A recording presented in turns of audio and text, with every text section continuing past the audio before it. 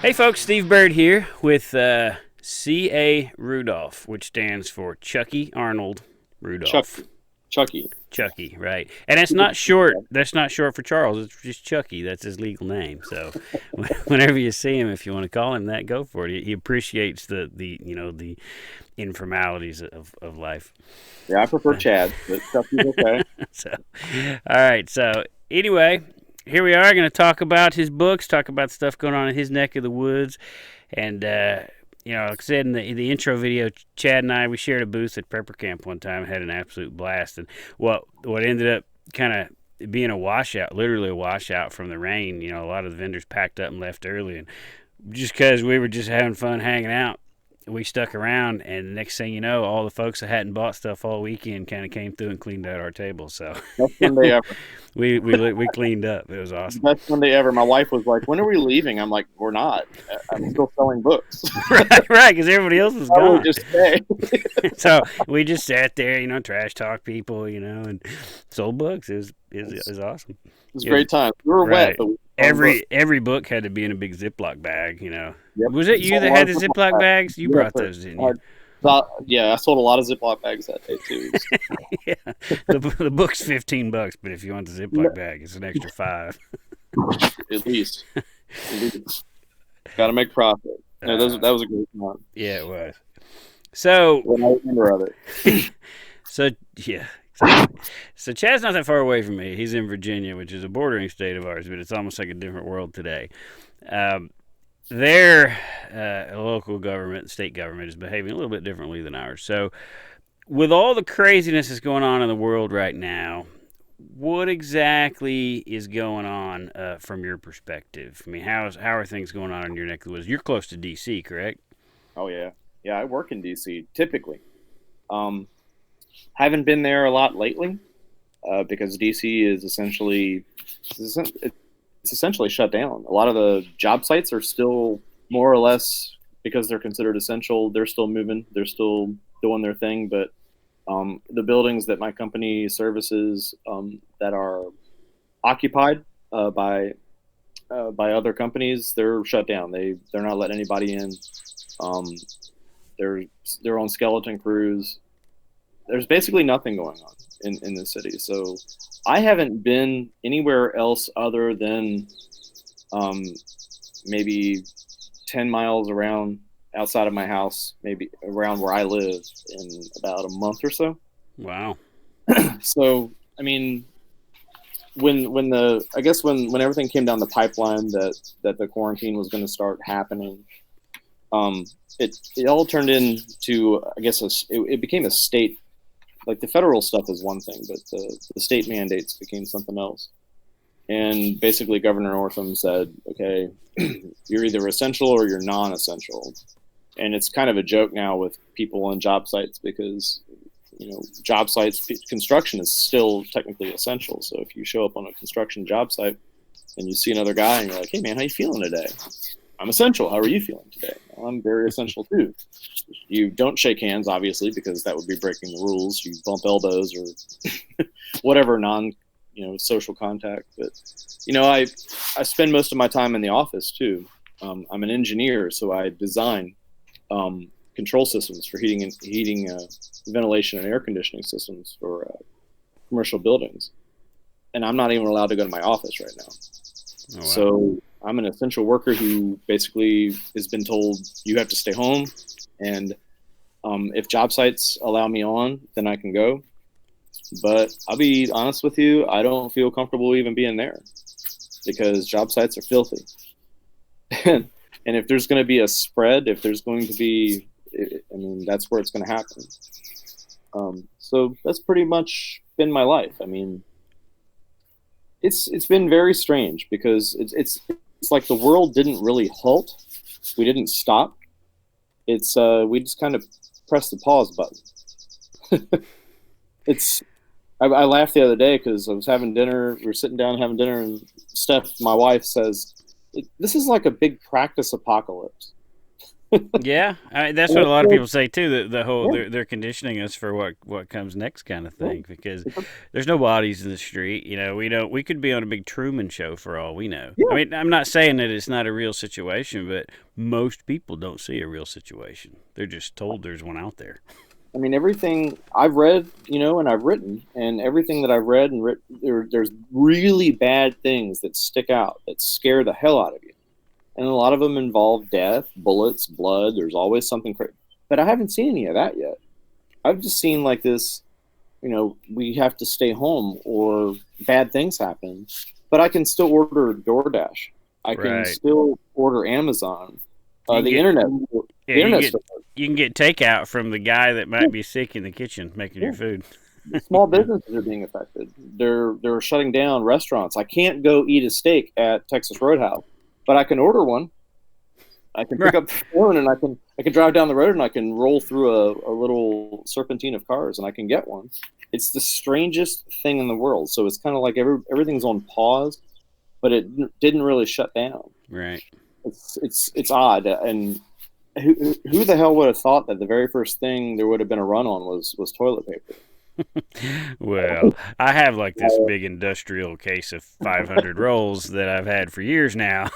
So I had that in mind, but Whose book did you read that told you to do that? I just started, when I was an airline guy, I was prepping a lot when I was an airline guy, and that's where my, the last layover book came from. And I got to the point where I was keeping all those hotel shampoos and soaps, and I would just throw them in my suitcase, Oh every yeah, trip. And then when I got home, I would throw them in, and I had like a bunch of those, the 5 gallon, buckets. Just like a lifetime supply of hotel soaps and shampoos from that. And so I was thinking, well, okay, you're gonna need, the toiletry items. Oh, toilet paper, so that they kind of went hand in hand. My wife at some point she was like, "You gotta stop bringing that home. There's enough. Quit." we Okay, just always buy stuff like that in bulk anyway because we know that we're going to use it. right. So I don't ever feel guilt. I've never felt guilty about buying these huge, enormous, bounty, you know, any type of paper products. Whenever we've gone to wholesalers, I've never felt guilty about it because it's not like we're not going to use it. Right. So we have it, sitting around. But the fact that people were fighting over it and just buying it right off the pallet, and that and what was it? Hand sanitizer. Yep. My God, you were lucky to find anything alcohol. I mean, and there for a while, anything over 100 proof vodka at the ABC store, you couldn't find it. I mean, it's still to this day you cannot find anything like that because people are using it to sanitize stuff. And bleach. At first, the Lysol and hand sanitizer was getting bought up, Yeah, but nobody was touching the bleach. Of course, if you just mix that in water, you've got instant sanitizer. You have little spots all over your clothes, but you yeah. know.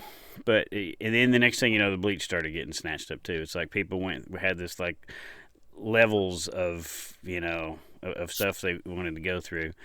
But now those things, at least in this part of the woods, seem to be back on the shelves again. Yeah, it's starting to pop back up. I Right. noticed it the other day. Everybody's got their reserve stockpile, which if you always had that stockpile, if you always didn't have just enough stuff to last 2 days and then fall apart, it wouldn't be a problem. There was a real misconception popping around too that I noticed in this area was there was a misconception, and people that I've known for years, people that I went to school with, were popping on social media and they were throwing a fit, saying, "Damn you preppers, damn you hoarders, you preppers and you hoarders." Basically, make like it was synonymous. Yeah. That preppers and hoarders were synonymous. Damn you preppers going to the store and taking all this stuff when people need it. I'm like, hold the phone. We already got our stuff. We already got it. Right. We just rolled in and grabbed some things here and there just to supplement what we already have. Oh, and by the way, it would be nice to have some of this, but we're not the ones leaving the store with a trailer of stuff that you need. Right. That's not us. Right. So don't. And I had to correct a few friends, and they're like, "Well, it's still bullshit." I agree with you 100%. It is bullshit. Panic buying is bullshit. However, that's what happens. Yeah, don't wait until the night before an election or something happens to order your 1,000 rounds of ammo you've been talking about getting forever. Oh my God. Buy it when it's cheap, when there's not a big deal. Have a And when bunch. ammo started getting scarce, oh my gosh, ammo started going Same scarce. thing. And then all these people started buying guns who had never bought guns before.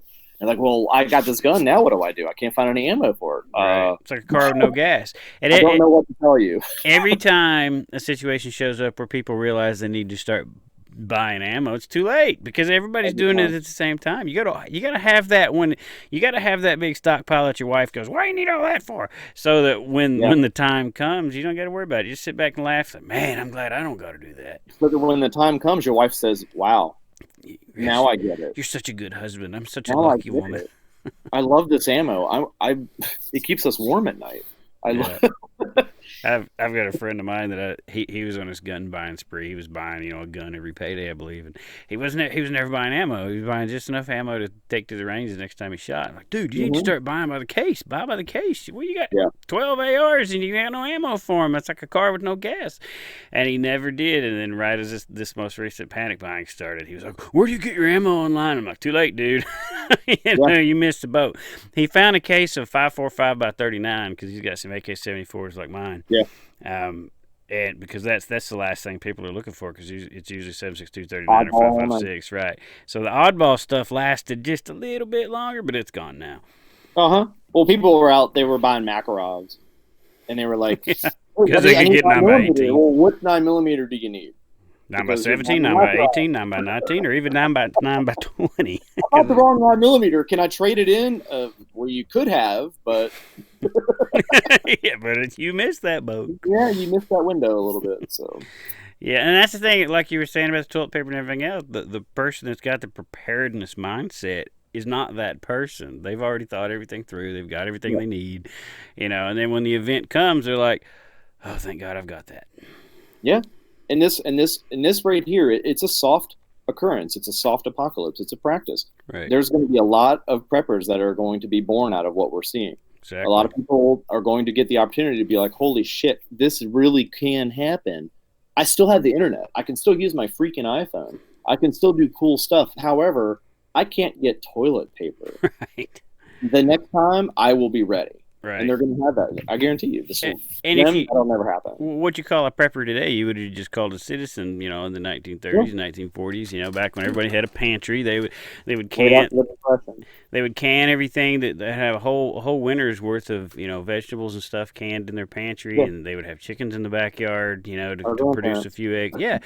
And they weren't considered crazy radical preppers. They were people that knew better than to trust the fact that the system will always be there to take care of them. They had lived through a scenario where it wasn't.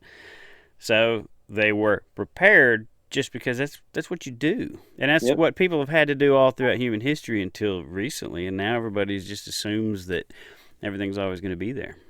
There's something that's going to be there to back you up. It's going to catch you if you fall. And if it's not, then what do you do? Right. Well, I guess you freak out and you fight people over pallets of toilet paper. I don't know. And I just know that I went to the store primarily there at first just to gather intel. I wanted to see what was going on. I wanted to see what people were buying. Right. I wanted to see what disappeared off the shelves first. And then I went to the store one day, like a week and a half into it, and I'm like, holy shit, look at all the bacon. What's wrong with you people? Right, I bought a bunch of bacon and I came home and I posted on Facebook. I swear to God, within 2 days, all the bacon was gone.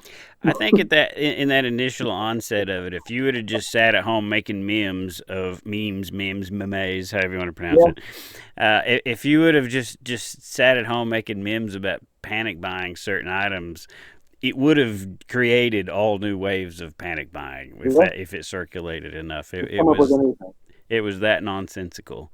Yeah. And one thing that I noticed was the cities is where it was happening at first. Because I work in Knoxville. I have to drive through Knoxville to get to the airport. And then live in the middle of absolutely nowhere. But we drive 45 minutes to get to the Walmart in Crossville. That's how in the middle of nowhere we are. 45 minutes from Walmart. That's basically non-existing anymore, right? So we noticed everything was going nuts in Knoxville. Crossville Walmart was okay. I was like, what's wrong with you people? Everything's fine. We're not out of toilet paper. A few days later, the Crossville Walmart's wiped out.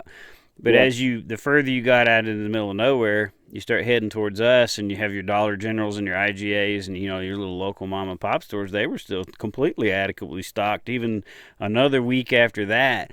And then it's like it took a good week and a half for those little mom and pop stores to start being hit as hard as the ones in the cities. I think because the folks way out in the middle of nowhere, they don't get that panic feeling because they're not surrounded Sure. by people. They've got what they need. But seeing enough talk about it, either that or the city people started reaching out into the little backwoods stores. But it eventually caught up with us in the middle of nowhere.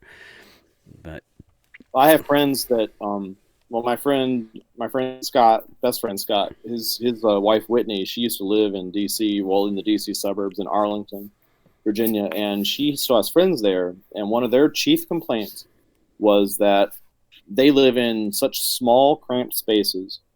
They're used to going out to eat every night. They don't have food. same in at New York home. City, yeah.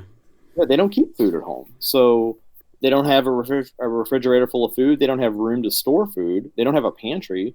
So what the hell were they supposed to do when the restaurants closed up, or when the Whole Foods started running out of stuff? And they were pissed. They were like, "What the hell are we supposed to do? I mean, when do the bread lines open up?" Right. And people like me are like, "Move out of the city." Well, Yeah. that's not easy for them, Right. and I get it. Not everybody can do that. That's their life. That's where they are. But that's why I will never live in a situation like that, and why a lot of other people won't do it. But I get it. I totally get it.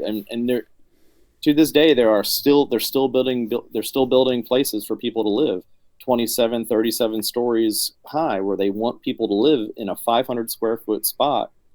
There's no room for anything. Little, Don't worry about little it, though. RV sized kitchen, Yeah, little don't worry tiny. about it, though. You just take the elevator down to the Whole Foods that's below you, or the Panera that's across the road. That's an You'll eighth be the size fine. of the ones in the rest of the country. Don't worry about it. Even in times like today, don't worry about it. Well, they have to because this is where we're at. I spend a lot of time in New York City for work, and one thing I noticed in the stores there too, in the city itself, like Manhattan, you go down the aisle like the peanut butter aisle, and it's all the small jars of peanut butter. It's a small. There's no big jumbo size. There's a small ketchup, and it's because the store is small because real estate's such a valuable thing. So that and the people's, like you said, their kitchens are small, their pantries are small, their fridge is small. So it's almost like if that city didn't get replenished almost on an around the clock basis, that it would instantly run out of everything. You got it. And everybody eats out in places like that because, for one, you got to get out of your tiny little 500 square foot apartment, right? You can't stay in that thing forever. So those cities have cultures that revolve around going out to eat and stuff like that, because that's let's get out of the apartment, let's get out on the town, kind of thing. Yep. Whereas if you live on a 100-acre farm, driving to town to buy a steak doesn't make any sense to you. You can grill it right there, So it's a little bit different mentality. But when all this catches up with those folks, their pantry's going to run out right away, and then go, "Oh, the government just shut the restaurants down? What am I supposed to do?" And it's I'm surrounded by urban growth 2 hours in every direction. Yeah. It's instant panic in those type places. Panic, and then they're just angry. Yeah. They're angry because they feel like they deserve better. They feel like, okay, well, you put us here, now what? Well, it's you went there under the guise that you believe that you were going to be taken care of. Well, you're not going to be. Yeah. One of the things I wrote about the most, one of the things I believed about the most when I first started writing post-apoc was no city was ever built to sustain its own population. No. They cannot do it. It is No. absolutely impossible. And the other thing I always wrote about, and anybody who's ever read What's Left will know, is that the first thing that they think about, we'll just leave the city and we'll head to the mountains. We'll head out Yeah. we'll head to the woods because Yeah. the woods is where the food is. Well, that's not necessarily true either. Not without some skill, and these days there's not enough for everyone to have that mentality and go out and do. That's Right. a recurring theme in my books too. The deer population Right. would be gone if you Mhm. couldn't catch the small critters, and if you weren't willing to eat the creepy crawlies and all that kind of stuff. You're gonna run out Yep. of food pretty quick in Yeah. a situation like that.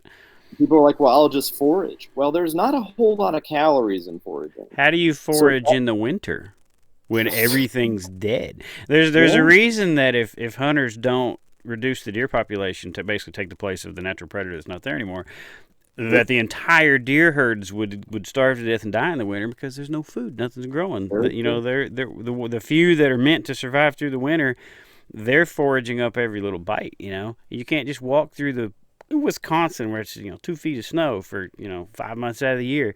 Where are you going to find a salad bar? Stuff's just not there. Well, I'll eat berries and nuts. I got berries growing all over my farm. You know how long they're on the vine and ripe? Like 2 to 3 weeks before they're torn all to pieces by bugs, and then it's done. That kind of stuff's part of the reproductive cycle of a plant. That's it. Yep. The only reason we have them year round is our artificial supply chain that everybody's so addicted to. Yes, and they believe that it's invulnerable. I think we've just learned that it's not. Correct. Now, right now, it's still functioning because this pandemic isn't as bad as people are freaked out over. If it was as bad as they're acting, the truckers wouldn't be trucking. Truckers wouldn't be trucking. The trains wouldn't be moving. The essentials would not be essential. People would just be dead. Or the truckers would stay home saying, "Screw it, I don't want to die." I'm not. It would be just like the movies that everybody's watching. Yeah, they go to the depot, get their truck. I'm gonna die. Yeah, the truckers would go to the depot, get their truck loaded up with groceries, and drive it home. And load it into the garage. Food, and I'm taking it straight to my house, and then whatever I can't eat, I'm just gonna sell. Right. And the reason they're still out and about is because it's really not that dangerous. I mean, people are dangerous is what they're making it out. Yeah, people are going to crucify us for saying that, but it's a fact. The trucks are running because it's not that bad. Lowe's is still open to get your hardware because it's not that bad. There's not bodies in the streets. I don't want there to be, but yeah, it wouldn't take much though for all the stuff that people are. I mean, how do you hole up in your house without a supply chain if you live in a city or neighborhood? What do you do? There's got to be an end to it. I mean, there's got to be an end to it eventually. I don't know what that is. It's not my place to know what that is. I kind of sit around and kind of wait and see what the plan is. I know what my plan is, and you know what really sucks about our situation right now is we're moving. I mean, we bought a house, so we're blessed. The fact that whole process is still occurring right now. Like, we are still going to closing. Our financing is still going through, and we are still moving out of where we are to a much more rural location. I cannot believe it, but it's still happening. I mean, the ball is still rolling for us. I don't know how, but it still is. Man, it's insane. The fact that is still going for us. But that still tells you, I mean, the economy has to move. It can't just stop in its tracks. That's how I don't know how these small businesses are going to actually recover. I mean, we can print money all day long, but small businesses. I've got friends like hairdressers that own their own hairdressing company.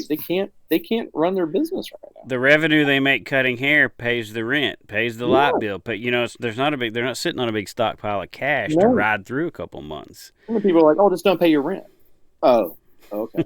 Yeah, that'll work. That trickles down.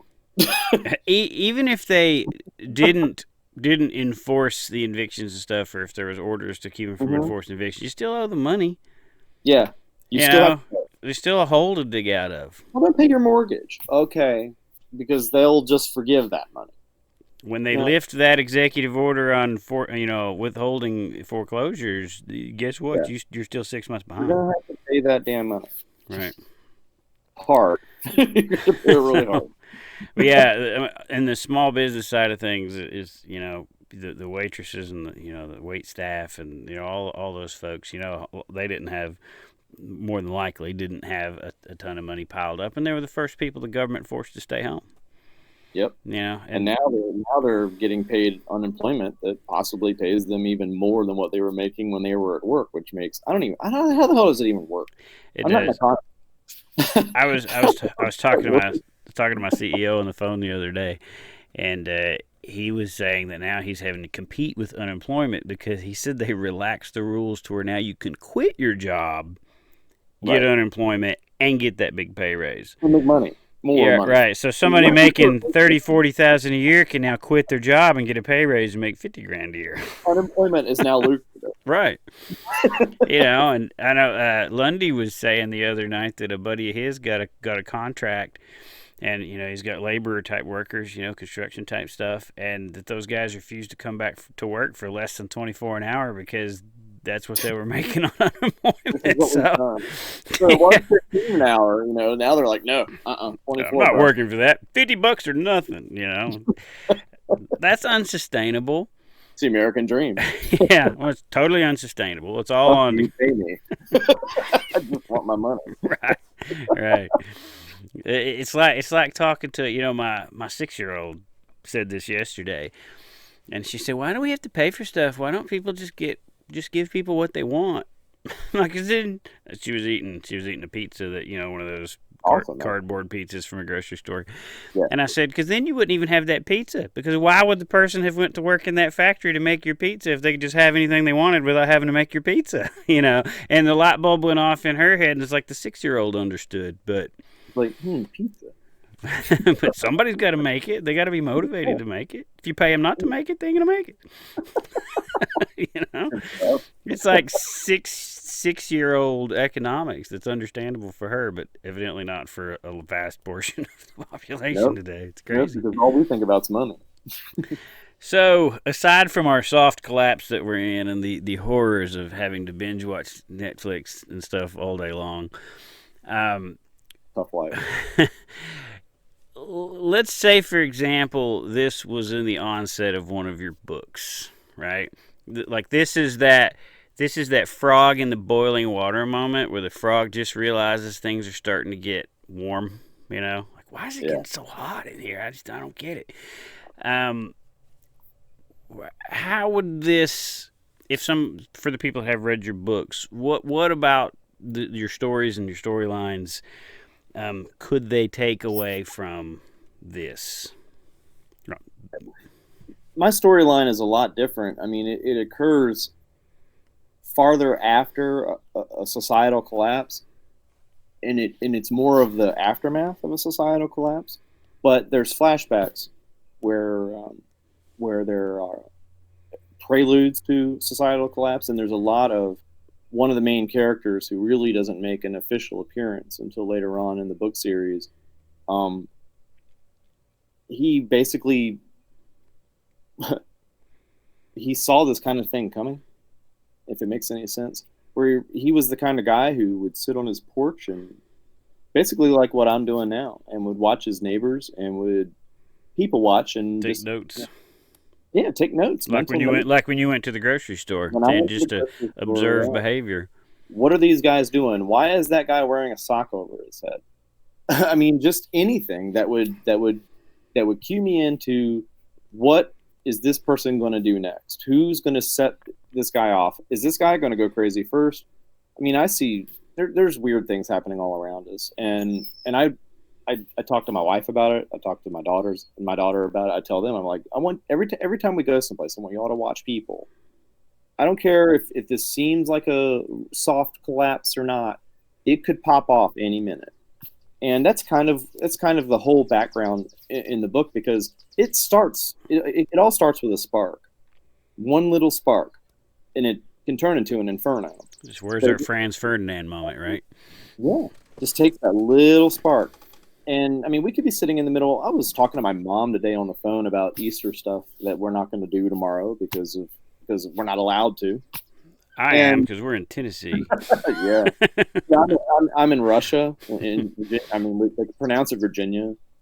But now I was talking to her about it. I was sitting in the grocery store parking lot waiting for Steph to get out of the grocery store today, and I was just watching people and just their behavior, their overall. They don't want to get too close to anybody anymore. And I saw a person wearing a full surgical gown today, like with complete with the shower cap.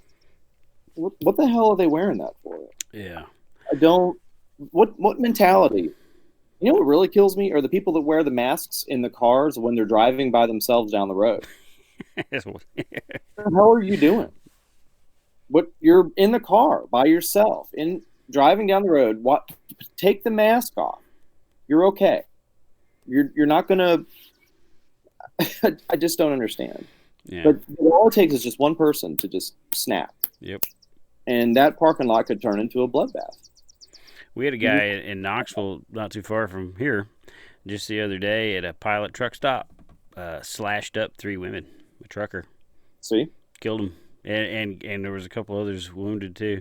His name reminded you of a certain incident in September on the 11th a few years ago. Oh, yeah? So I'm not sure if that But was I don't know what you mean by that. I'm not sure if that was an underlying reason, or if he just had enough of the masks, But Is it a box cutter? I'm kidding.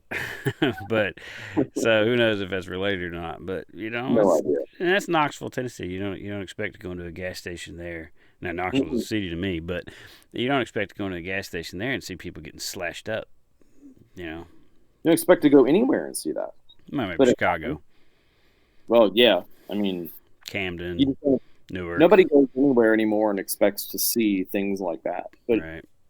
Crazy things are happening. I mean, if I went into a store now, I was joking with Steph about it the other day. I was like, if I go into the store and I start a coughing fit just for fun, it would clear the whole store out. Oh, yeah. She's like, yeah, that would be fun until you got arrested. I was like, yeah, but at least I could get milk and eggs and all kinds of stuff, People would run like hell and I could get all the stuff that I wanted. But all jokes aside, that's all it would take. That's how quickly people are ready to panic right now. That's how on edge everybody is. Yeah. This is taking a toll on all of us, whether or not we realize it or not. This little pause that this country is undertaking right now, it's taking a toll on everyone. Yeah. How we are all dealing with it. And the people that aren't even dressed up in the scuba gear to go into Walmart, they I saw that picture. People, they're still acting different. There's this kind of weird tension where you're kind of looking around at all the other shoppers and everybody's looking at each other, kind of, I guess, with that mindset that you were mentioning earlier, like who's gonna snap first, who's the sick one, who's gonna be the one to. And it's just this weirdness, and it's hard to put your finger on exactly what it is, even though it seems to be a safe environment. Don't see any sick people. There's no problem other than the problem that we're told about constantly. But everybody's still just totally weirded out. I got a friend that owns a gun store, and he said that so many people are buying guns now, people that have never bought guns before. He said that he's never had so many guns pointed at him. Oh, because they don't know any better. They just pick it up. They'll take the gun, and he said he's had more people show up to buy guns that don't even speak English. That he's had to turn away because they actually are not American citizens, and they couldn't prove that they're American citizens. He had to turn them away, and they get pissed off. Well, if you're a legal resident, you can buy a gun. You don't have to be a citizen, but so if they can't prove they're resident, They couldn't prove it, and then they had problems reading the paperwork. So he would have to explain to them what it meant, and because they didn't understand the language barrier, I can't help you, and they would get mad. But there's nothing he can do. I mean, the one thing I hope that comes out of that, like the first time panic buyers, there's always, the gun nut types like me that want to stock up constantly, but the first time panic buyers, I've known several people in the past who immediately did a 180. I don't want to say politically, but worldview wise, as soon as they became a gun owner. Because as soon as they bought the gun and they had the gun, one, they felt safer, they felt justified in owning it, and they knew they weren't a threat to everyone else. And then they see a certain segment of government and society who views them as a threat, views them as the thing that must be destroyed. So I've seen gun ownership turn people who leaned left into libertarians almost overnight, because as soon as you're the target of all of that hostility and the target of having your rights stripped, you pay a lot more attention. So hopefully... You mean I could just get this on Amazon? Right. I thought you could buy guns on the internet. That's what they told me. Yeah. Hey, man, I want to do the loophole thing. What do I got to do? Is there a form? You mean the one that don't exist? I don't want to fill out a form. I just want to do the loophole thing. The loophole is that the government thinks they have the authority to regulate guns in the first place. Right. They're using the Interstate Commerce Act. That ought to tell you they don't have the authority to regulate guns. But good stuff. Yeah. It keeps us sane. So you bought a house across the line in Tennessee? Is that what you said? No, I mean I wish we tried like hell, but no, we're moving south to Shenandoah County. Actually, when I'm a Rudolph. I'm sixth generation Rudolph, and when they originally settled in Virginia, it was in Shenandoah County. So it's something I've always wanted to do. That's a and we've beautiful been area. It's huge, man. It's so awesome. It's basically this thin county along the 81 corridor. Half of it is mountains and national forest, and the other half is mountains and national forest, and there's a little valley in the middle. Yeah, I used to work in Newark, and I had to drive when I drove. Had to drive the drive for whatever reason, like to take the creepy van up to the airport. I would go through Shenandoah there on 81. It's just gorgeous, gorgeous area. And the house that we bought is actually only a few miles away from the valley that my books are based in, which is so ironic. It's not even funny.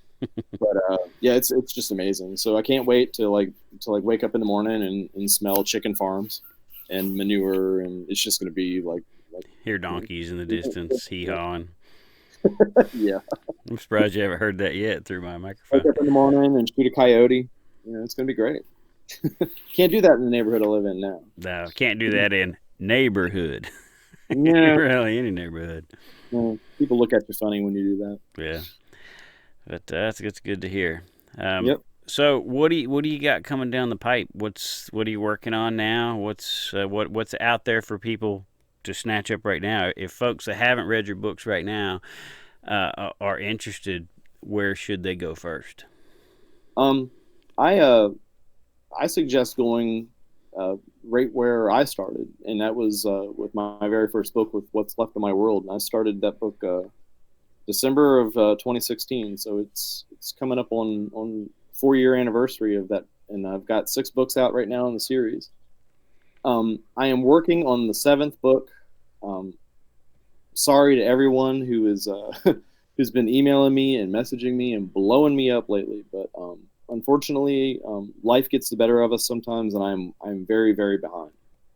I started working on book 7 in the series right after I published book 6 last September, and I got a lot done right off the bat.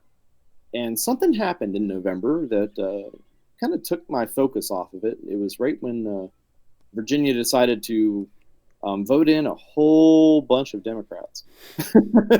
That'll topple an apple cart or two. And right after that, not even a week after that, oh my gosh, all these bills started getting pre-filed. All these anti-gun bills, and I mean, it really lit a fire under the butts of a lot of pro-gun Virginians, and including myself. And a lot of us started becoming activists. I mean, I've always been an activist, but not so much one of those activists that goes out to rallies and actually things. Shows up. Yeah. So you're a real one now. You're not a keyboard warrior anymore. Started doing it, man. It was Second Amendment rallies. Some of the most fun I've ever had. I never knew so many people gave that much of a damn about gun rights until the point they felt that they were going to be ripped out from underneath of them. And it kind of took my focus away from writing for a while. I still, was doing it, but it just kind of pulled away. But then, January came around and we had this, huge thing in Richmond. I don't know if anybody saw anything about it. Yeah, I was posting your links of your live feed. I was telling people, he's our man on the streets. Don't listen to the news. Watch Chad. It was something else. It was an amazing event. I've never experienced anything like it in my life.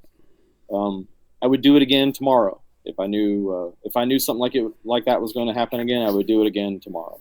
I was worried about the outcome. I was worried about how it was going to be taken in. But man, I tell you what, I've never seen so many AR-15s in one that place. Barrett guy, he was my favorite. The big dude with the Barrett, the big smile on his face. Walked right past us. We were standing right there, and he comes in, and my friend Scott goes, "What the hell is that?" And I turned around, and there's Barrett Brandon. And I'm like, that's a 50 cal. And he's just smiling ear to ear, just loving life. And it was a beautiful thing. And even the state policemen running around on their bikes were like, what the hell? Dude, you're going to hump that thing all day. He didn't even care. But he was, and all the great things that happened, we left right when they were dragging in the guillotine. We left when they were dragging the guillotine into the square. There are just so many awesome things. But then, of course, they're going to do what they're going to do. I mean, we came down there, we spoke our piece, and they screwed us up. So he just signed a bunch of stuff into law, didn't he? Yeah, yeah. And we all pretty much knew it. The red flag law stuff was what they want. That's what they want. They want to be able to deprive us of our rights. Period. The one of the things that I was kind of looking through it, I've not really studied it, but I was looking through them, and of course there's the 1 gun a month limit, which is stupid.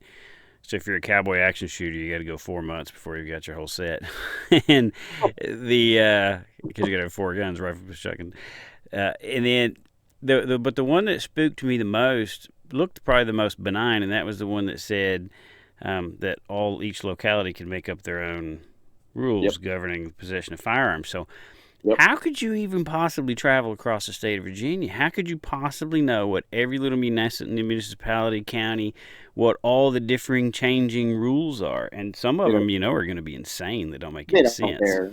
They're already insane. I mean, there's areas where you can.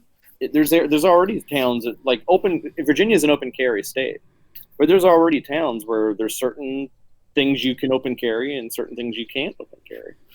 I mean, in my town in Winchester, you can open carry a rifle, but any rifle. But in like Richmond or Charlottesville, you can't open carry a rifle that has the capacity to carry more than 20 rounds. So like right in all those guys in Richmond that were carrying AR-15s with 30 round magazines Mm-hmm. in one, they were all breaking the law. It's a statute. You cannot carry an AR-15. You cannot carry any rifle that carries over 20 rounds loaded. And like all other gun control, One of the stupid. You have to have a CHP. Like if you have a Virginia concealed handgun permit, you can, but you can't otherwise. Which I don't understand. I've never understood that anyway. well, you can't understand any of it because if you're going to obey the don't carry 20 rounds law, you're the kind of person that's not going to disobey the don't kill people law. I mean, murder is illegal, right? So if you're going to ignore the don't kill people law, you're kind of going to ignore the magazine capacity and where and when you can have stuff. It's all idiocy. Yeah. It's to bust the good guy. It's to and it's to scare people out of wanting to own a gun. When you look at states like New Jersey and the insane draconian laws up there, I've been based in New Jersey twice, Atlantic City and Newark, and I was allowed to have a gun because I had a federally issued gun at the time. Mm-hmm. But people up there are scared to death to own a gun because your chances of getting in trouble and going to prison when you did absolutely nothing wrong are through the roof. Oh yeah.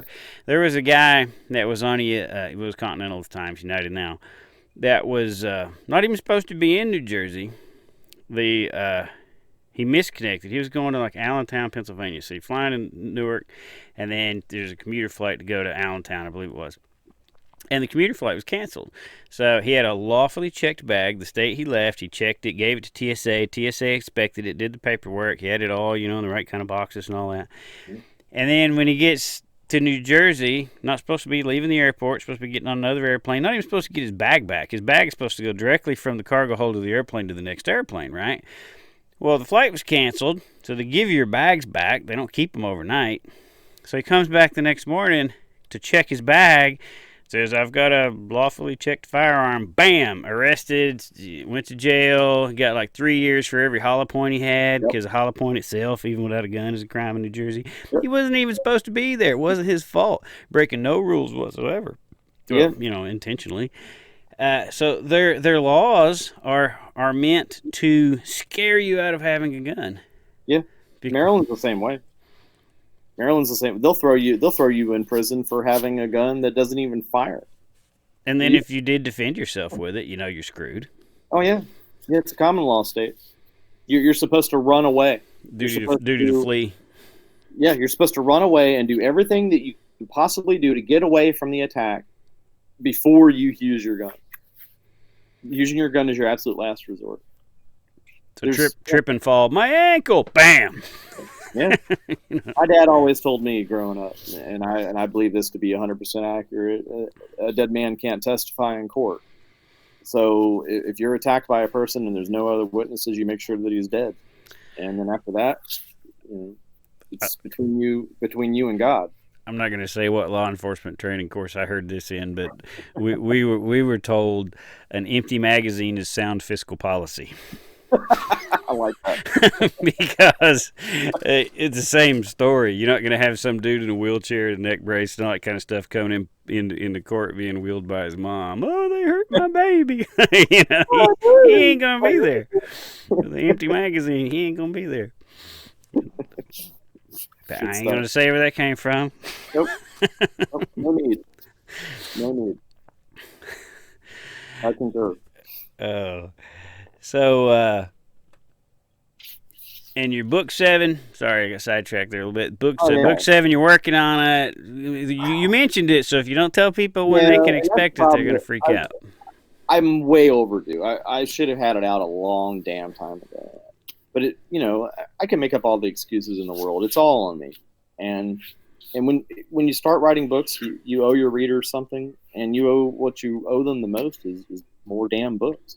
And I faltered at that. It is coming. I swear to God, it's coming. I think the biggest scare, was that everybody thought that I was done when I wrote Indivisible. I think everybody thought that the story was done, and it's so far, it is not done at all. There's so much more going on. But I also had a cover reveal. I had a cover reveal a month after I released book 6, and that was probably a little bit premature. But still, it's coming. It's just moving very slowly, and with everything happening right now, especially, and with our move, my office is a shambles. I don't even know where my computers and stuff are. All my stuff is all packed up, but it's coming. I wrote my first book on a phone. That's not an excuse. I know you did, you bastard. That's no excuse. Just pull your phone out. Write it on a phone. What's wrong with you? I'd never do that again. It's coming, and it's called The Heart of War, and anyone who's read the other 6, you guys are going to be blown away with what Lauren does in this book. So just get ready. It's coming. I'm praying to have it out this summer. There's no guarantees because this move and with this freaking quarantine stuff, I just don't know. But I'm praying to have it out this summer. But I've had Kevin Pierce bugging me about it. It's been insane. And I don't know what to tell you guys other than the fact that I'm sorry it's behind. We can't all be Ryan Scow. I know, what the hell? Cranking out a book every couple hours.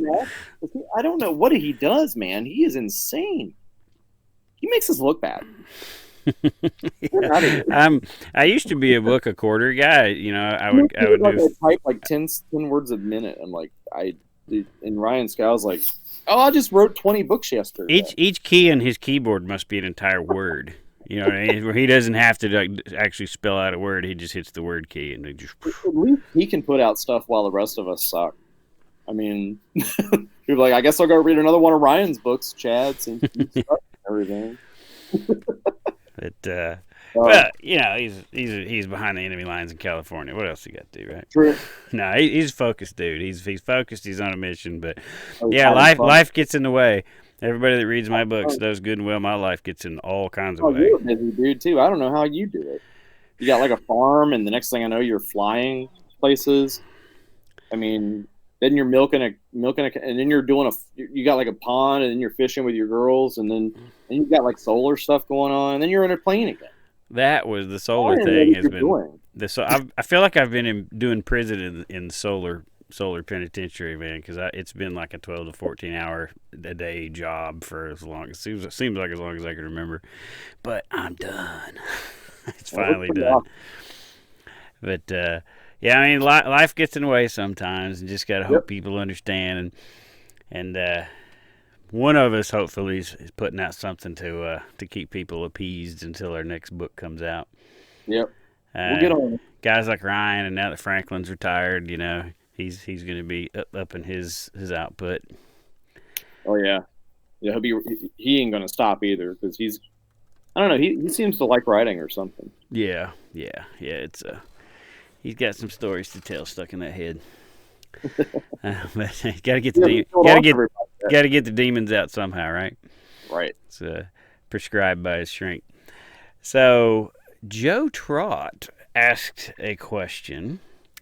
I'd like to know a little more about the contents of that trailer he tows all over. Maybe it's mundane, like boxes with books and swag. Maybe it's not so mundane, like a 100-kilowatt reactor and enough radio gear to turn Franklin Horton green. Somewhere in between, ? Do you tow a trailer around? I have a trailer when I go places and do stuff. Like Yeah, Prepper Camp? Is that where you saw it? Prepper Camp, HLS, something like that? he saw it when we went to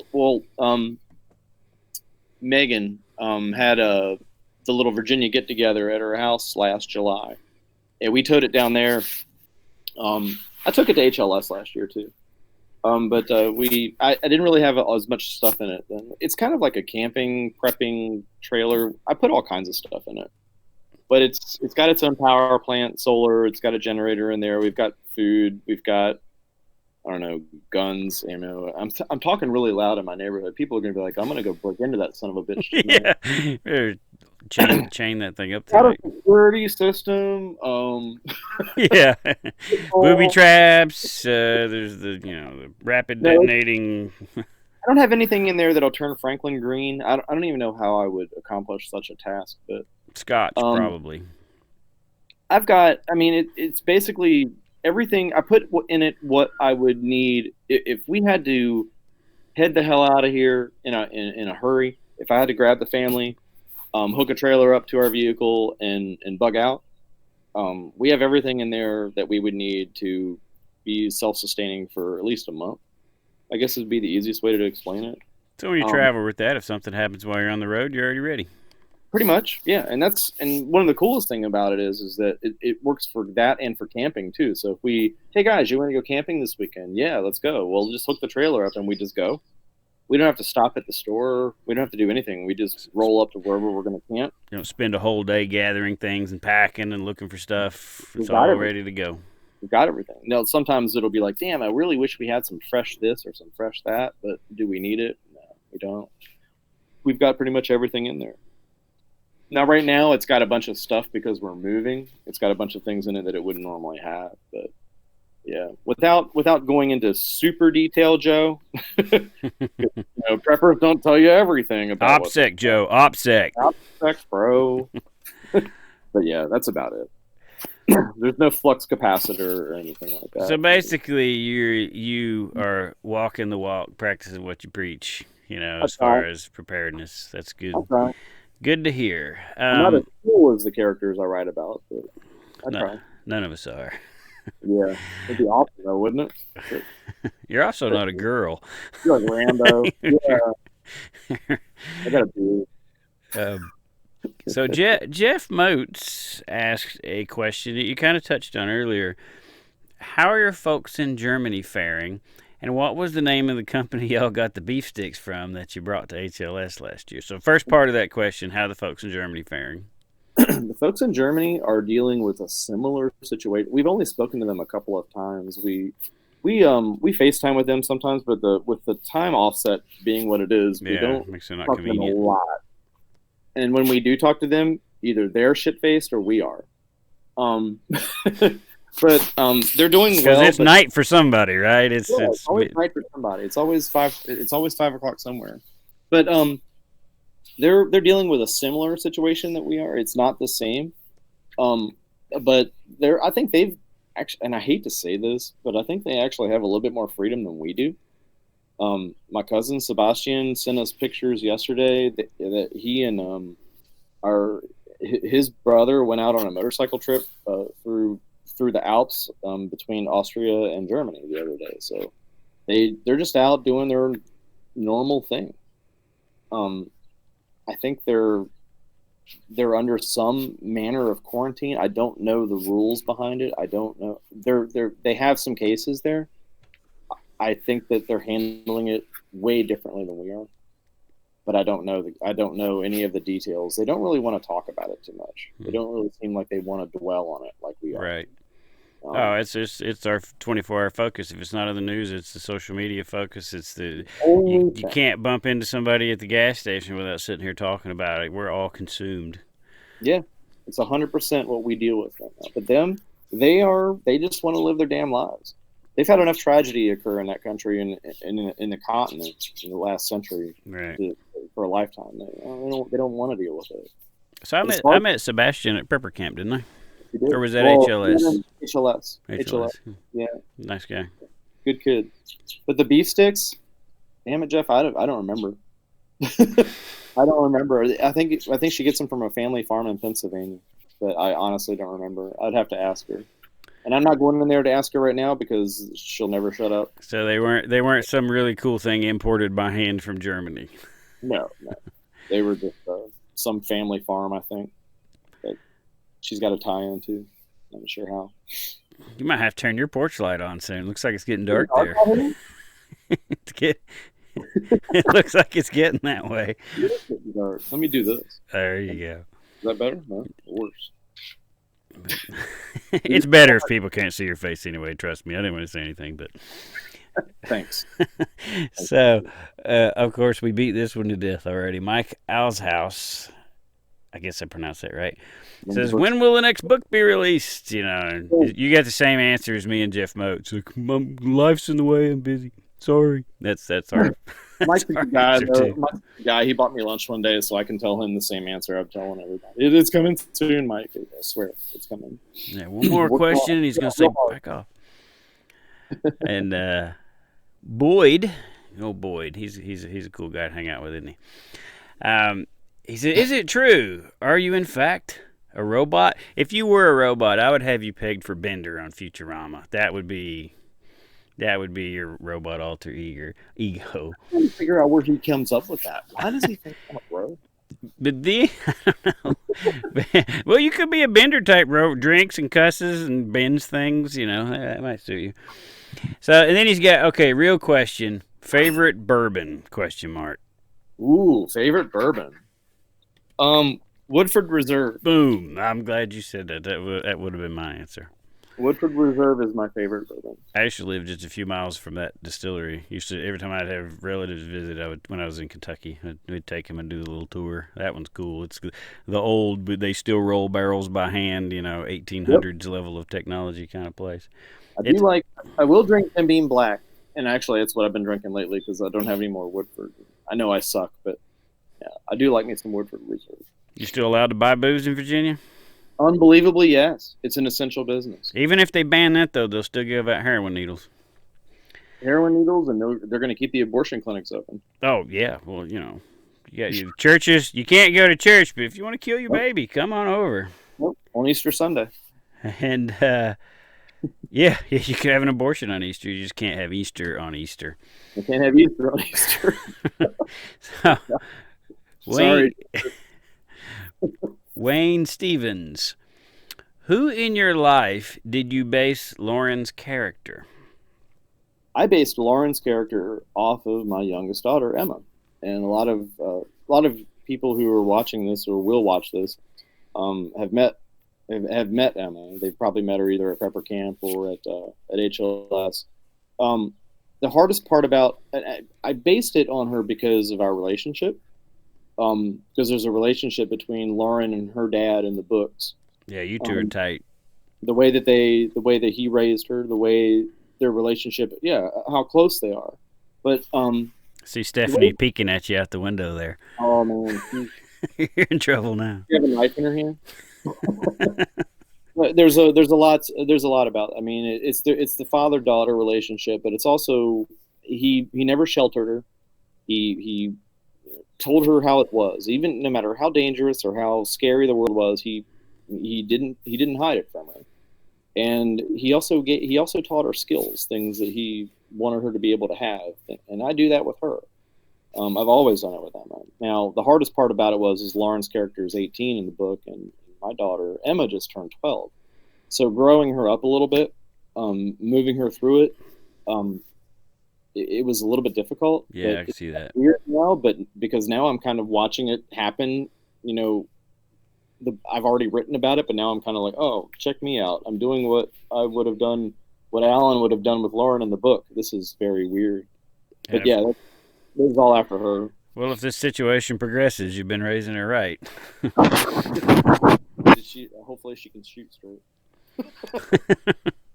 I bought my daughter. We got 6 and 8, and they both have those little 22 crickets, and I bought them when they were like 6 months old.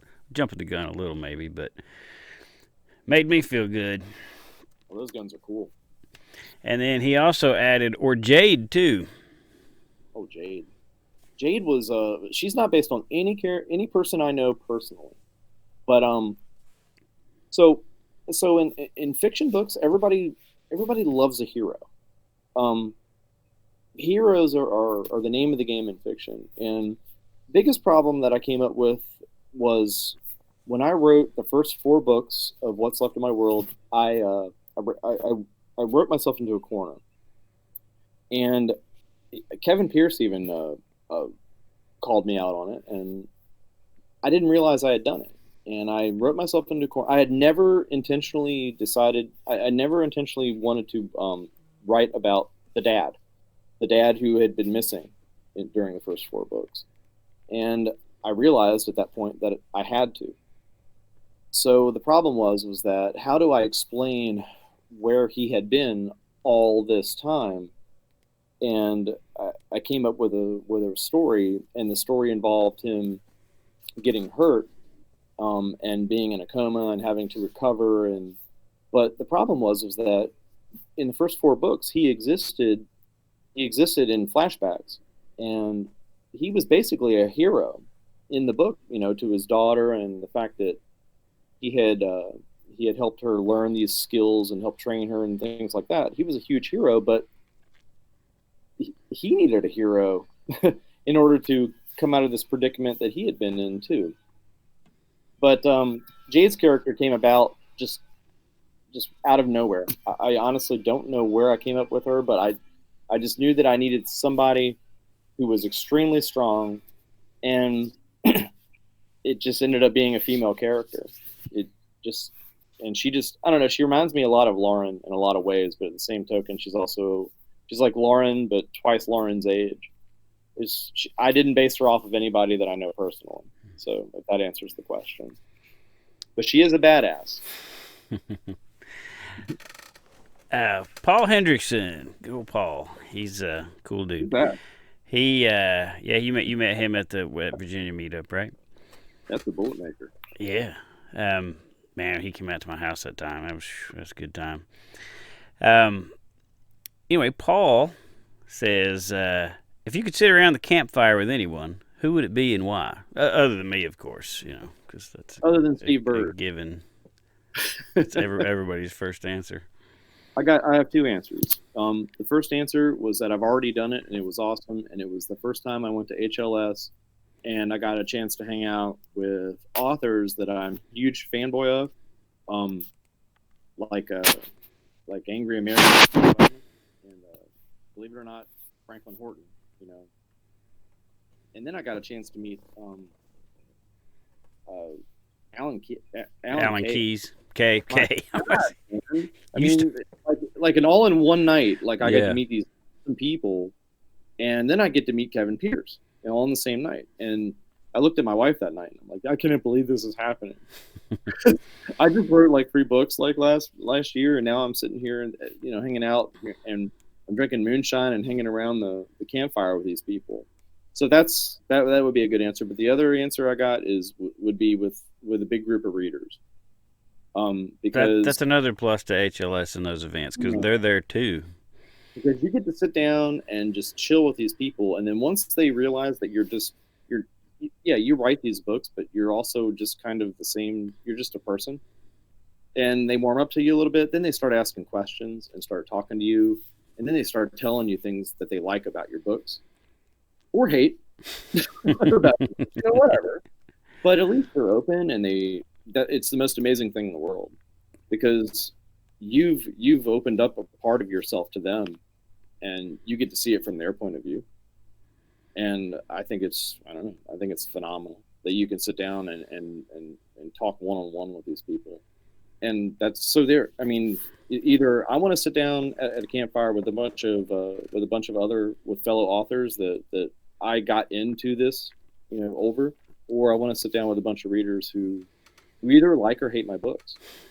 Mostly like. Well, man, the next time Franklin, since you're going to be in Shenandoah, you'll be a little closer. The next time Franklin and Paul Hendrickson, since he's the one to ask that question, actually, next time they come over for a shoot an explosive X, come on over. We had a great time. I like to keep everybody within a 50-mile radius wondering about me too, I'm down. Explosions and fully automatic fire, and unfortunately, a lot of it was suppressed, so people couldn't hear it. But still, Unfortunately. yeah, yeah. But yeah, come on over, man. So you'll be a little closer too. You can carpool with Franklin. I know where you live. Now, yeah. Um, so next up, Anthony Foltz says, "Are any virus novels in your future, or do you think that's been beat to death?" I think there's this situation right here. Like my current series is a virus series, and it's intentionally released to bring on a new world government thing. And now I'm like, nobody's gonna really read that anymore. I have a weird opinion about that. So I don't know if you've noticed, but there's a bunch of authors right now that are bandwagoning on this. Yeah, I I'm the mean, opposite. I'm like, mine's done. I actually saw a person release their book the other day, and it was actually called the COVID-19 Chronicles. Oh god. I'm like, you've got to be kidding me! Come on. Now look, if you're Steve Conkley and you wrote the Jakarta pandemic, or if you wrote like something 10, 15 years ago or 5 years ago about something like this, congratulations. I bow down when I come to your town. But if you're going to do it now, if you started writing it right before this, okay, that's cool too. But if you're going to do it now, come on, man. It's been done. To me, it's bandwagoning. Yeah. I'm not. I have no intentions of writing a pandemic novel. I mean, I think it's, especially if I'm going to write, like if I was going to write it about like, I might throw some quick short stories out, maybe about like what's occurred in my life, over it. But I'm not going to write a novel about it. Yeah. It's just too much right now. Yeah, and mine was last year, and it was more an anti-globalist thing, and the pandemic just happened to be the way they were creating a crisis to control people. Right. Couldn't happen, right? No. That's pathetic. But now I look at it as like, who's going to want to read a book about that? That's no fun. They're living it, So maybe that bandwagoning will work out for those people, but from my perspective, the last thing, if a zombie apocalypse was going on right now, the last book I'd be interested in reading was a zombie apocalypse book. Right. I'd be reading a zombie apocalypse book, watching zombies walking down my street. You'd be like, no, that's not what they do. That's not how they act. Stupid. They're not even walking like that. They can too swim. I saw it. I thought my houseboat was safe, man. Shooting them in the head. What? They seem to like that. Yeah, exactly my point. It'll go one way or the other. They'll either hit one out of the park, or bandwagoning, or it'll flop. But yeah, I personally have no interest in a pandemic book right now. I mean, at least name your book something other than Corona or COVID or China something. I mean, at least Annette Shaw did. I mean, she had the China pandemic, and congratulations, you called that one. But I talked to her, and she said, "Yeah, but nobody's buying my book. All they want to do is buy my domain." Sell it. Sell it. I mean, that might be it. I mean, she's like, "Yeah, but that's bullshit. I want my books to sell, not my domain." The thing is, I mean, even like with my own series, like I said, I mean, if it's stuff's really happening, is it really that interesting to people anymore? So it's a double-edged sword. It's like I did it first, but So I've got something different in mind for my next book. That's for sure. But original thought. Original thought. And if it comes to pass, holy crap, my fault. Yeah, I'm sorry. My last one came to pass. The whole global government controlling people with the pandemic thing. Sorry about that. Yeah, my bad. I didn't mean it as a playbook. It's like 1984. Using it as a playbook. For my next Right. Maybe I should know. All right, Sharon Deere. How do you decide who to kill off? I always imagined a wheel with probable victims. Spin the wheel. How do you do it? Is it you just want to, everybody's getting too comfortable, I got to rip something out of somebody's heart? I am horrible at killing characters off. I'm horrible at it. Stephen King always said, never be afraid to kill your sweetheart, kill off your sweethearts or whatever. It was like one of his quotes from is one of his top 10 things of advice for other authors. Don't ever be afraid to kill a character. Dude, I can't. Like, there's characters that I'll be like, yeah, I'm going to kill this character, and my wife will be like, no. The problem is though, if you don't, it's going to be like, okay, who's the crewman in the red shirt going down, with the away team? He's going to die because they're not going to kill anything. It makes it too predictable.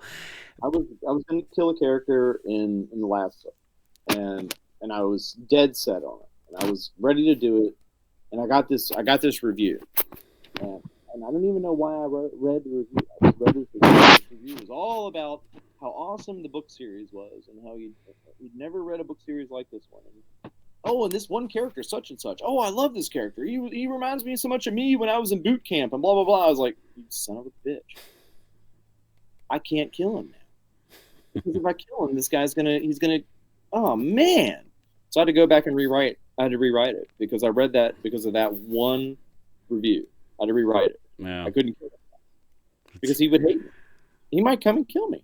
Yeah. But that one review, I was like, now I can't kill that guy. So I kill people off to try to keep it real, because let's face it, if me, you, and three other guys, if there was five of us, and we were going to get in a gunfight with five other dudes, chances are half people on both sides going to be dead when it's over.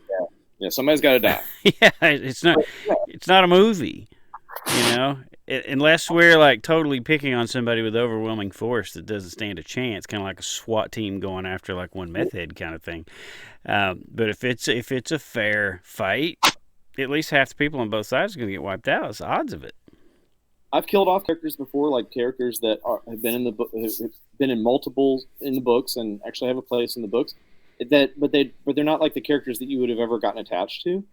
And I've actually made fun of the fact that other characters have made fun of them dying, and kind of like in the joke, and it kind of just moved forward. The story was able to move forward. But then, if I ever thought about killing off a character that people, because I've read books and listened to audiobooks of stories where authors have killed off characters and I've been attached to, and I'm like, you asshole. What? No way he died. And I got pissed. I'm like, but I still wanted to read the book. I still wanted to finish the story. It made it real to you, even if you didn't want to admit it at the time. 100%. But then I find if I get into that situation and I have a really hard time doing it. It's got to happen. That's why you kill fellow authors off, like I killed Franklin. You gotta kill the authors off. That's what you do. Put the authors in your book and you kill them. Exactly. That makes it fun. Because you get to play one-upsmanship. Yep. If you have a Franklin Horton or a Bird or a Weatherman or somebody in your book, you kill them first. Yeah. Your name is used in my most recent book. Yeah, it was Breaking the Beast 2, Revenge of the Patriots. Your name's in there. Right. It may or may not have been a dying while crying, sitting on a toilet. May or may not have been. Can't spoil it for all the people that may be listening right now. I was in one of Tom Abrams' books, but I wasn't actually. I was mentioned, but I wasn't a character, so he couldn't kill me. So that was pretty cool. And Winston Ingle, where are you moving to? We already touched on that. Shenandoah Valley, Shenandoah County. Come hang out, Winston. We'll shoot guns. And then Stephanie Ingle said, "It better not be far." It's not. Not far from Harper's Ferry. You guys are good. Okay. Gene Sewell, what do you think will happen to our country? The $10 million question, or the $100 trillion question. Wow. Well, if I base it on what I've been seeing with recent events, it doesn't look good. Nope. I know there's this huge Q following out there that for some reason thinks that tomorrow is going to be the day where Donald Trump stands up on a pulpit and announces that all the bad guys have been arrested and military tribunals are going to start and everything's going to be good. But I just don't believe it. I wish it was true. I wish it was true too.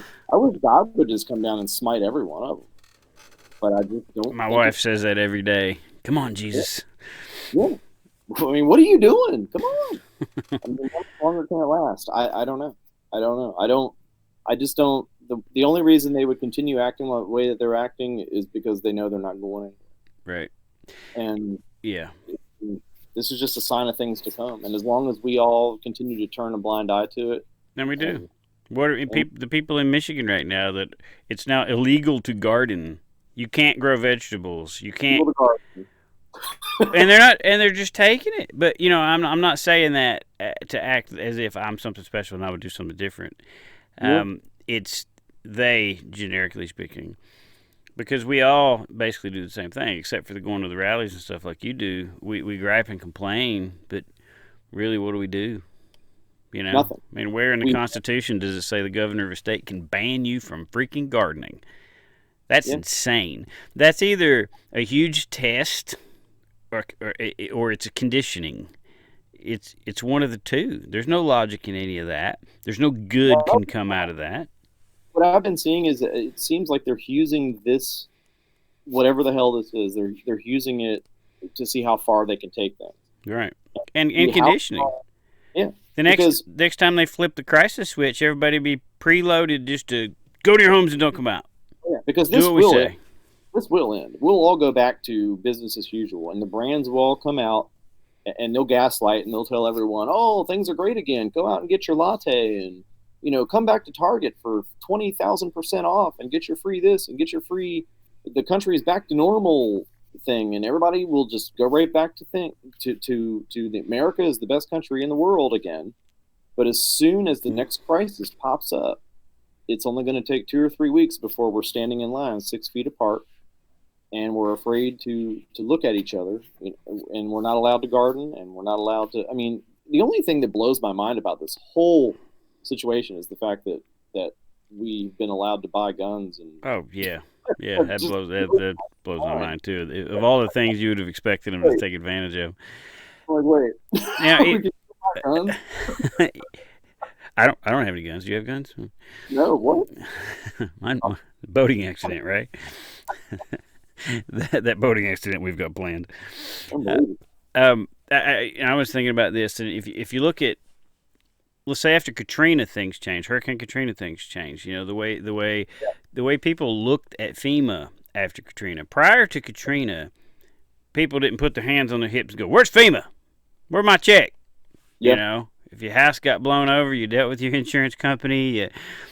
And after Katrina, is anytime anything happens, people are, "Where's FEMA? Where's the check line? Where's the things just don't snap back to the way they were." Yep. And then after 9/11, you've got the Patriot Act and all that garbage in the NDAA, and that stuff's kind of not right up in our face at the moment. But all of that, the loss of civil liberties is still there. That's not going away. There's not somebody someday is not going to say, "Well, we don't need that anymore. Let's give this power back." No, they're going to hang on to every bit of it. So all these powers that you're getting away with right now, which kind of like power by precedent. I don't know if it's legal for them to do a lot of the stuff they're doing or not. I'm not a legal scholar, but it's kind of setting precedent, and it's setting precedent in people's minds that this is how the government is supposed to react when something happens. They lock us down. They don't let us leave. They don't do this. They control that. They dictate your shopping list. They dictate your outdoor and indoor activities. It's setting a precedent for a chain of behavior on both sides, on the side of the government and on our side.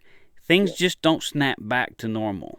It's Bill Gates and all these folks calling for a new normal. That's what they want. They want a new normal. They want a snap your fingers and the population, reacts kind of scenario. And then Think about it like this too. Think about the way of the world, the world as how everyone was behaving in the world worldwide before this happened, before Wuhan. What was going on in the world? People were protesting all over the world. There were protests going on in Iran. There were protests going on in what? Hong Kong. Look at Hong Kong. When was the last time you heard about that? Venezuela and Brazil. They were going on. People were rising up all over the world. And now you're not allowed to protest. And I honestly believe what really happened was that the powers that be sat back and said, "Guys, we are losing control. What do we do? Lock them down. Lock them down. How? Pandemic. Yep. Boom. And look what happened. Yep. In a month's time. In a month's time. And you've got calls for global governments.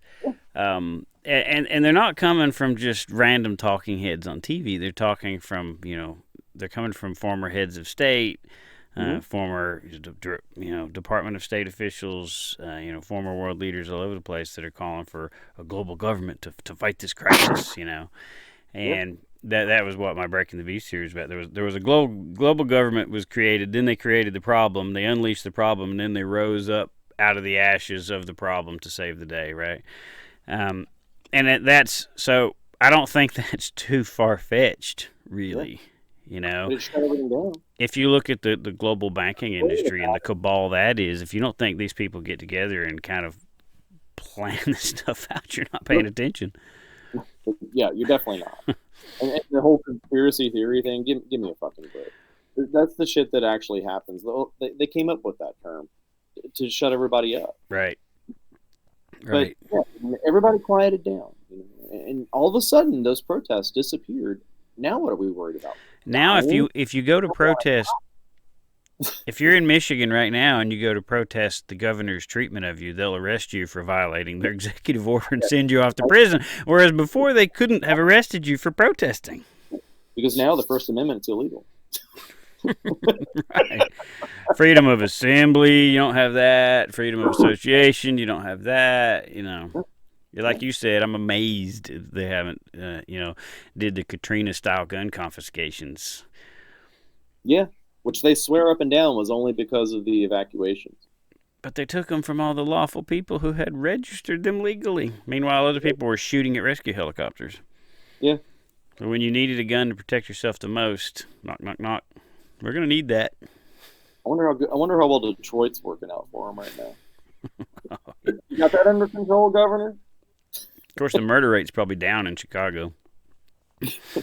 Well, they're all staying at home like good gangsters. So I guess they just haven't found the bodies yet. That's mean. Shouldn't say stuff like that. Laugh about it, Steve. Oh, that was mean. Can't believe you, Chad. Gosh. I know, I'm horrible. Well, man, I think I could BS all night, but we're like at the hour and 20-minute mark. I think that's going to scare a lot of people away from starting the video in the first place.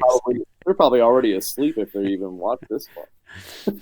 That and you're in it. All I see is your window. No, just kidding. That window is lighting you up good. This is better. There you go. Got your silhouette at least now. See, that shows dedication there, man. Sitting out there till the sun goes down and still plowing at it. It's actually really beautiful out here at night. So had the birds chirping behind you earlier. It was a nice little ambiance. Now it's quiet. It's very quiet out here. Because nobody's allowed outside. Right? We're in quarantine. That's the thing about being where I'm at. You still hear tractors. You still hear gunshots. That kind of thing's kind of the same. You wouldn't where I'm physically at, you wouldn't notice anything unless you drive at least a half hour. So that's the first time you actually see a store with a policy sign on the window or something like that. Hopefully that'll be like for us here in a couple of weeks.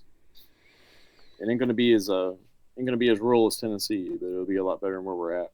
Oh yeah, and at least you're on the correct side. If you're on the correct, you don't got to get through D.C. to get to the country. You just turn around and go. We'll be about 4 miles as the crow flies from West Virginia.